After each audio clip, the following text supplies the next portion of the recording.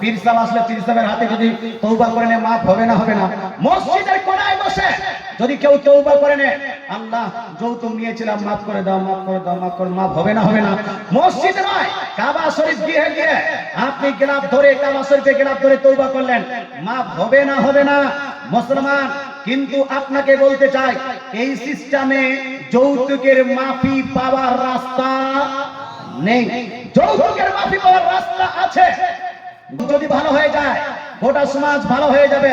যুবক যদি ইসলামিক হয়ে যায় গোটা সমাজ ইসলামিক হয়ে যাবে। মুসলমান, আগে বলি, আল্লাহ তাআলা রাসূল সাল্লাল্লাহু তাআলা আলাইহি ওয়াসাল্লামের প্রতি নাযিলকৃত এই কোরআনের মধ্যে আল্লাহ তাআলা বলছেন, ইন্নাল ইনসানা লাফি খুসর, নিশ্চয়ই মানুষ আছে বড় বিপদে।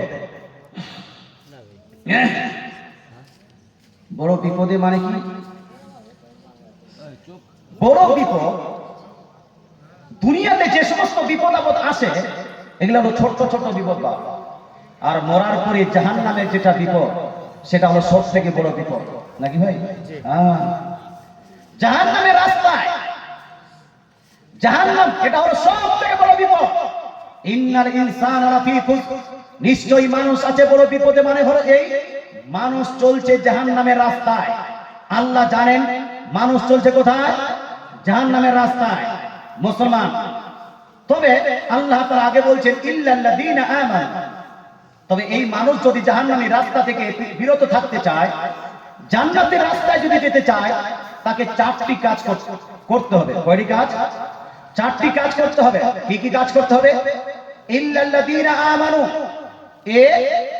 ওই মানুষকে ঈমান আনতে হবে, অর্থাৎ মুমিন হতে হবে, ঈমানদার হতে হবে। এটা হলো প্রথম কাজ। দুই, ওয়া আমিলুস সালিহাত, সেই ব্যক্তিকে নেক আমল করতে হবে। কি করতে হবে? নেক আমল, ভালো আমল করতে হবে। ঈমান আনতে হবে। আপনারা ঈমানদার হন কিনা ভাই? না বেঈমান? ঈমানদার না বেঈমান? ঈমানদার। আচ্ছা হুজুর, বুঝবই বা কি করে যে আমি ঈমানদার হই কিনা? কেউ প্রশ্ন করতে পারে যে হুজুর আমি বুঝবো কি করে যে আমি ঈমানদার হই কিনা? দাড়ি রেখেছি বাস এতটুকু, টুপি পরেছি বাস এতটুকু, আমি নামাজ পড়ি বাস এতটুকু, মুসলমান করে জন্ম নিয়েছি বাস এতটুকু, নবী কা দামান नहीं छोड़ेंगे স্লোগান দিচ্ছি বাস এতটুকু, কি আপনার ওলি কা দামান नहीं छोड़ेंगे এতটুকু। কি করলে ঈমানদার হওয়া যায়? কি কি লাগে ঈমানের জন্য একটু জানার দরকার আছে কি নাই? জানার দরকার আছে। আসুন এটাকে আগে জানি। জিবরিল আলাইহিস সালাম, ফেরেশতাদের কমান্ডার, ফেরেশতাদের সর্দার জিবরিল আলাইহিস সালাম একদা নবীজির দরবারে এসে উপস্থিত হলেন।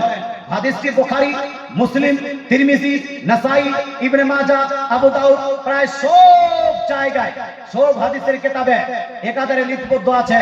জিবরিল আলাইহিস সালাম নবীজির দরবারে উপস্থিত হয়ে আরজ করলেন, ইয়া রাসূলুল্লাহ, মাল ঈমান, হোয়াটস দ্য ডেফিনিশন অফ ঈমান?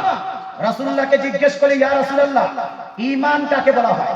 মুসলমান দোকানদার তাকে বলা হয় যার কাছে দোকান নাই। যার কাছে দোকান নেই তাকে কি বলা হয়? দোকানদার না। এই দাদু কিছুই যে বলছেন না। বক্তা যদি ভুল বলে বক্তাকে বলে না ভুল বলছেন আপনি, বলতে হবে না। এই আপনার পাশে বলে গেল পীররা হলো ঘোড়ার ডিম, আপনি চুপচাপ বসে থাকলেন। হ্যাঁ, বক্তা যদি ভুল বলে বক্তাকেও ধরার দরকার আছে কি নাই? আছে না নাই? বক্তা তো মাসুমানির খাতা নয় না, মিস্টেক করতে পারে না এমন নাকি? ভুল করতে পারে না এমন নাকি?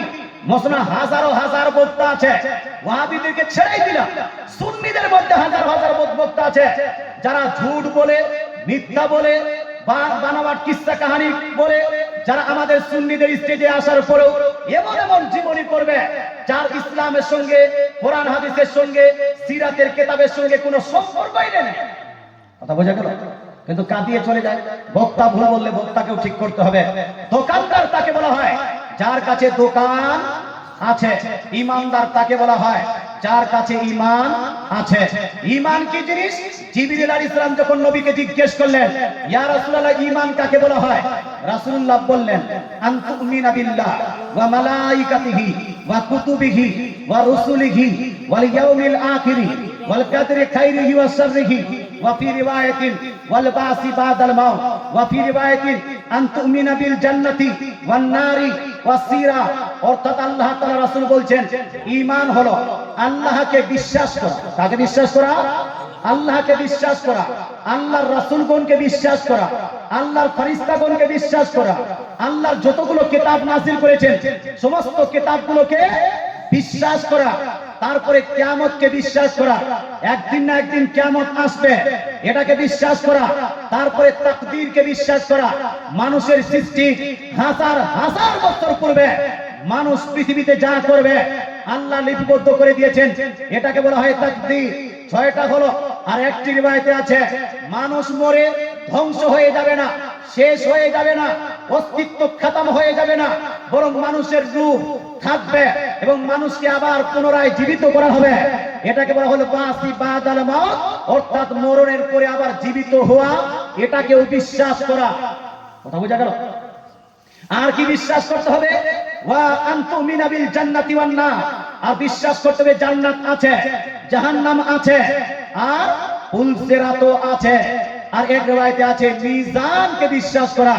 প্রায় আমি 11টি বিষয় বললাম, এই 11টি বিষয়কে বিশ্বাস করার নাম হলো ঈমান। যার মধ্যে এই বিশ্বাস আছে তার মধ্যে ঈমান আছে। এবার মিরপাড়া গ্রামের মানুষকে আমি জিজ্ঞেস করতে চাই, আমরা আল্লাহকে বিশ্বাস করি না করি না? এজন্য বলতে হবে করি কি করি না? আমরা আল্লাহর ফেরেশতাকে বিশ্বাস করি কি করি না? আমরা আল্লাহর রাসূলগণকে বিশ্বাস করি কি করি না? আমরা কিয়ামতকে বিশ্বাস করি কি করি না? আমরা তাকদীরকে বিশ্বাস করি কি করি না? আমরা মরণের পরে আবার জীবিত হতে হবে, হাসর নাসর হবে, হিসাব কিতাব হবে, এটাকে বিশ্বাস করি কি করি না? আমরা জান্নাতকে বিশ্বাস করি কি করি না? আমরা জাহান্নামকে বিশ্বাস করি কি করি না? পুলসিরাত পাড়ি দিতে হবে, এটাকে বিশ্বাস করি কি করি না? আমরা মিজানকে বিশ্বাস করি কি করি না? তার মানে বিশ্বাস করেন মানে হলো আপনার মধ্যে ঈমান, এই ঈমান আছে, তার মানে আপনি হলেন মুমিন, আপনি হলেন ঈমানদার। একটা ক্যাটাগরি কমপ্লিট। এখানে অনেকগুলো বিশ্লেষণ আছে কিভাবে আল্লাহকে বিশ্বাস করতে হবে, কিভাবে মিজানকে বিশ্বাস করতে হবে, কিন্তু আপনি ইজমালান ঈমানদার। 2 নাম্বার আল্লাহ তাআলা রাসূল বলছেন যে তাকে ভালো কাজ করতে হবে, নেক আমল করতে হবে, সৎ আমল করতে হবে, ভালো আমল করতে হবে। আপনাকে জিজ্ঞেস করি, বা পাবজি খেলাটা ভালো আমল না খারাপ আমল? এই জোরে বলুন না, খারাপ আমল। আল্লাহ তাআলা ভালো আমল করতে বলেছেন। খারাপ আমলকারী যদি হয় এ থাকবে বিপদে। খারাপ আমল কেউ যদি করে এ যাবে জাহান্নামে। খারাপ আমল কেউ যদি করে এ জাহান্নামের পথে চলবে। পাবজি খেলাটা ভালো আমল নয়, এটা হলো খারাপ আমল। পাবজি খেলাটা জায়েজ নয়, এটা হলো হারাম। আর ফ্রি ফায়ার ভালো আমল না খারাপ আমল? আচ্ছা, ফ্রি ফায়ার পাবজি প্রসঙ্গে তো অনেক শুনলাম।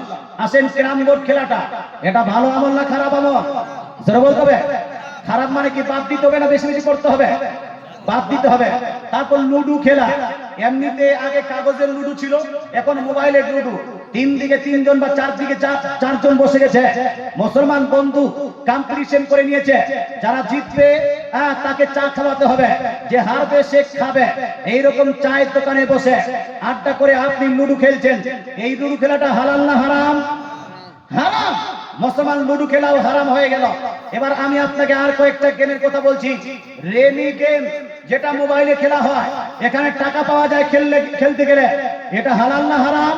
এটাও হারাম। মুসলমান তারপরে কি বলছে, ড্রিম 11। ড্রিম 11 মানে গেমসে, অর্থাৎ ক্রিকেটের টাইমে আপনি টাকা লাগিয়ে আপনার টাকা লাগিয়ে কিছু প্রশ্ন উত্তর দিবেন। এই যে খেলাটা, এখানে 1 করোড় জিততে পারেন, 2 করোড় জিততে পারেন, 4 করোড় 10 করোড় জিততে পারেন, মোবাইল জিততে পারেন। এই আশাতে আপনি সেই খেলাতে অংশগ্রহণ করলেন।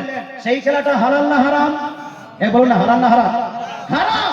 মুসলমান জুয়া খেলা যেভাবে হারাম আছে, জুয়া ইসলাম শুরুতে আল্লাহ তাআলা রাসূল সাল্লাল্লাহু তাআলা আলাইহি ওয়াসাল্লাম ইরশাদ করেছেন, শুকরের মাংস খাওয়া একজন মুসলমানের জন্য যেইভাবে খাওয়া হলো হারাম, তদ্রূপ জুয়া খেলাটাও হলো হারাম।